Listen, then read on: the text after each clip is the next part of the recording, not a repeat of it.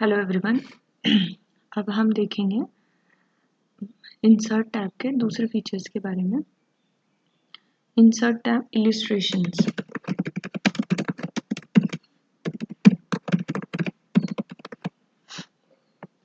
Illustrations में हमारे पास क्या क्या ऑप्शंस अवेलेबल हैं।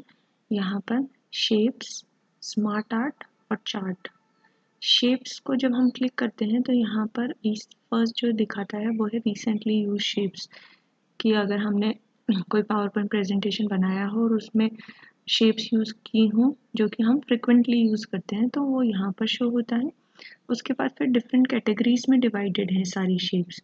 लाइंस हैं तो जो डिफरेंट टाइप्स की लाइंस हैं हम उनमें से चूज़ कर सकते हैं। रेक्टेंगल्स, बेसिक शेप्स, अगर हमें कोई फ्लो चार्ट बनाना है या कोई डायग्राम बनाना है तो हम बेसिक शेप्स इनको यूज़ करके उसे बना सकते हैं। ब्लॉक एरोज़, उसमें डिफरेंट टाइप के एरोज़ हैं, जिसे भी हमारी रिक्वायरमेंट हो हम उसे यूज़ कर सकते हैं।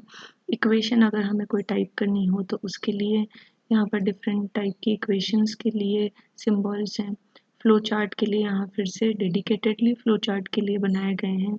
Stars and banners, call outs, action buttons, अगर हमें कुछ एक्शन बटन्स यूज़ करने हैं तो हम उसे भी यहाँ पर यूज़ कर सकते हैं। जैसे हम एक फ्लो चार्ट बनाकर देखते हैं।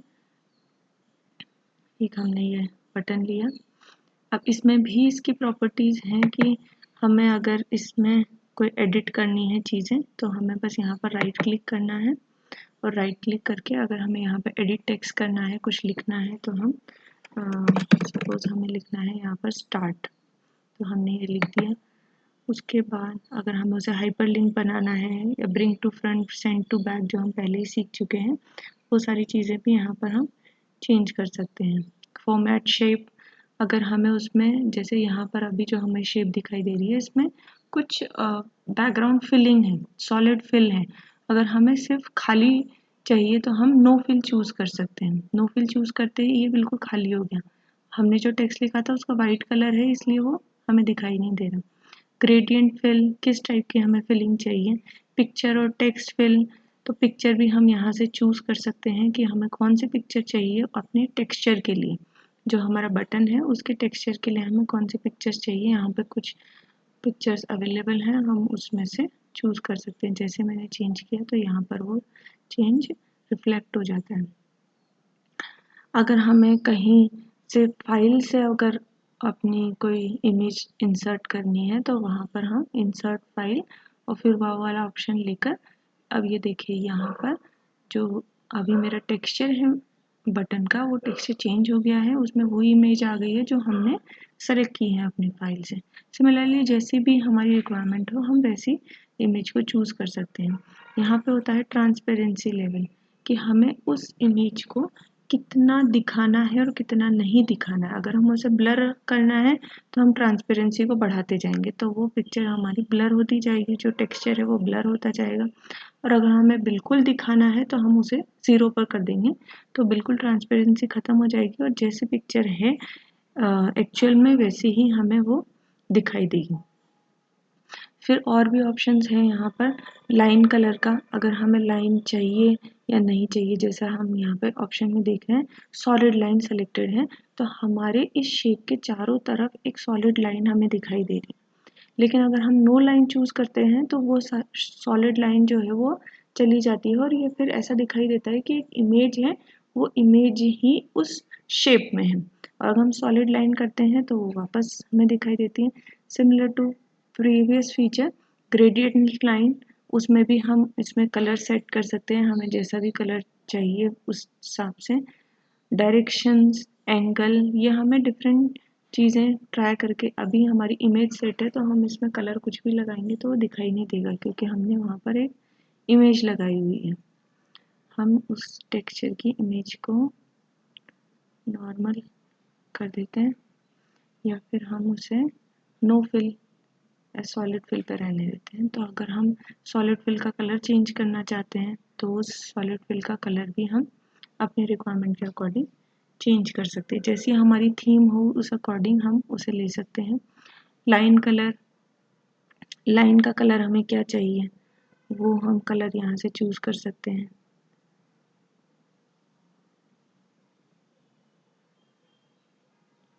ब्राइटनेस, ट्रांसपेरेंसी, फिर लाइन की स्टाइल हमें कैसी चाहिए। अगर हमें थिक लाइन चाहिए तो हम उस लाइन को थिक कर सकते हैं। तो यहाँ पर देखिए जो हमारी लाइन है वो थिक हो रही है और उसका कलर भी विजिबल हो रहा है जो हमने येलो कलर सेलेक्ट किया था। शैडो, अगर हमें उसकी शैडो चाहिए, जो भी बटन हमने बनाया है, फ्लो चार्ट का जो शेप हमने लिया है, reflection, glow and soft edges, अगर हमें उसकी सॉफ्ट एजेस चाहिए तो 3D रोटेशन, अगर हमें उसमें 3D रोटेशन करना है तो XYZ कोऑर्डिनेट हम उसे अकॉर्डिंग सेट कर सकते हैं और वो उसी अकॉर्डिंग हमारा सेट हो जाएगा। Picture colour, artistic effects, crop, अगर हमें उसे क्रॉप करना है, उसकी पोजीशन कोई दूसरी डिफाइन करनी है, यहाँ पे इसने वो पोजीशन ले रखी है जहाँ पर हमने उसे ड्रैग एंड ड्रॉप किया। अगर हमें कोई कस्टम पोजीशन देनी हो तो यहाँ पर हम उन पॉइंट्स को स्पेसिफाई कर सकते हैं और वो उस जगह पर जाकर सेट हो जाएगा। अब पोजीशन में ये वाली चीज़ भी देखने के लिए है कि जो उसका बेस है वो कहाँ से स्टार्ट है। ये है टॉप लेफ्ट कॉर्नर से, कि जो हमने ये नंबर दिए हैं ये कहाँ से कैलकुलेट हो रहे हैं। लेफ्ट कॉर्नर से फिर उसकी ये पोजीशन है, उसी तरीके से वर्टिकल लोकेशन जो है वो भी हमने बेस हमारा टॉप लेफ्ट कॉर्नर से है। हम इसको चेंज कर सकते हैं। हमें सेंटर से अगर अपनी पोजीशन को करना हो तो सेंटर वाला जो पॉइंट होगा वो 0 0 हो जाएगा और फिर उस अकॉर्डिंग हम हमारी इमेज की पोजीशन को सेट कर सकते हैं। नेक्स्ट हम इसमें और अगर जैसे हमें एक एरो लेना है, यहाँ से हमने एक एरो लिया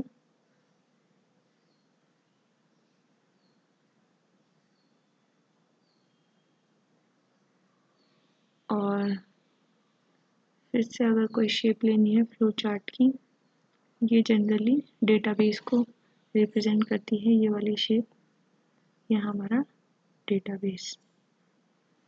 इसकी भी जो भी प्रॉपर्टीज़ हैं जैसे हमने इस बटन की सेट की हैं उसी अकॉर्डिंग इस बटन की भी सेट कर सकते हैं। फिर हम अब नेक्स्ट ऑप्शन की तरफ जाते हैं। नेक्स्ट ऑप्शन है हमारा स्मार्ट आर्ट का। स्मार्ट आर्ट में पहले से ही डिफाइंड कुछ आर्ट्स बनी हुई हैं, जो भी हमें चाहिए हम वैसी अपने प्रोजेक्ट में ले सकते हैं। अपना जो पावर पॉइंट प्रेजेंटेशन है उसमें हम ले सकते हैं। अब ये ऑल अगर ऑप्शन चूज़ करेंगे तो जितनी भी इसमें अवेलेबल है स्मार्ट आर्ट्स वो सारी हमें विजिबल हो जाएंगी। लेकिन अगर स्पेसिफिकली हमें सर्च करना है कि हमें लिस्ट बनानी है और उस लिस्ट के लिए हमें कोई स्मार्ट आर्ट चाहिए तो हम लिस्ट वाले ऑप्शन को सेलेक्ट करेंगे। उसमें जितनी भी टाइप की इसमें स्मार्ट आर्ट लिस्ट से रिलेटेड है वो सारी हमें यहाँ पर विजिबल हो जाएंगी। नेक्स्ट है प्रोसेस। प्रोसेस से रिलेटेड अगर हमें बनानी है तो वो सारी भी हमें यहाँ पर विजिबल हो जाएंगी। अगर हमें कोई साइकिल शो करना है किसी चीज़ का और फिर देखनी है कि उसका किस किस टाइप की हमारे पास अवेलेबल है तो हम उसे चूज़ कर सकते हैं। यहाँ पे ये प्रीव्यू दिखाएगा जैसे हम सेलेक्ट करेंगे तो कि किस टाइप से हमारे प्रेजेंटेशन पर वो ऐड होगी। ओके करेंगे तो हमारे पास यहाँ पर विजिबल हो जाएगी।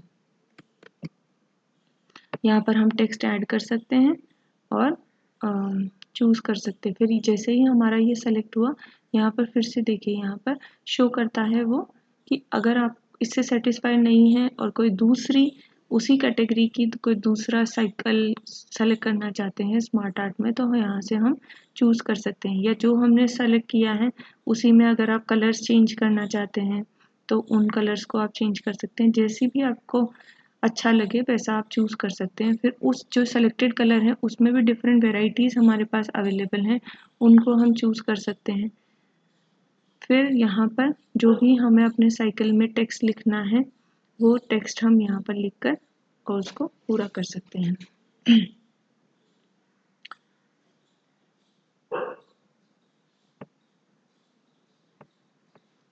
इसमें और भी ऑप्शंस अवेलेबल हैं। अगर हमें इसमें सपोज़ जो हमने यहाँ पर हमने नाम दे दिया उसका मेन जो भी साइकिल है, ये 4 उसकी स्टेप्स हो गई। लेकिन अगर मुझे और इसमें ऐड करना है जो मेरी रिक्वायरमेंट है उसमें 4 की बजाय 5 है तो हम यहाँ से ऐड शेप वाले ऑप्शन पर जाकर ऐड शेप कर सकते हैं, ताकि वो अगर 5 उसके साइकिल स्टेप्स हैं तो 5 स्टेप्स ऐड हो जाएंगे।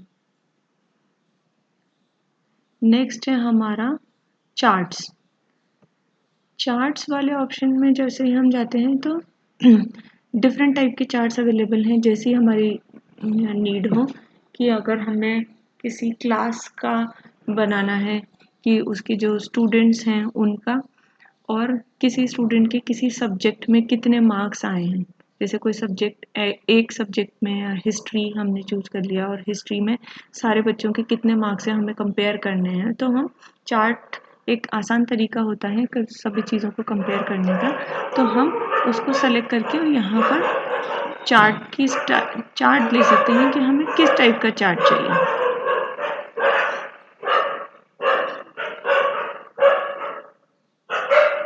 अब जैसे ही हम चार्ट को ऐड करते हैं तो यहाँ पर एक एक्सेल शीट ओपन हो जाती है, तो उस एक्सेल शीट में हमें डेटा डालना होता है।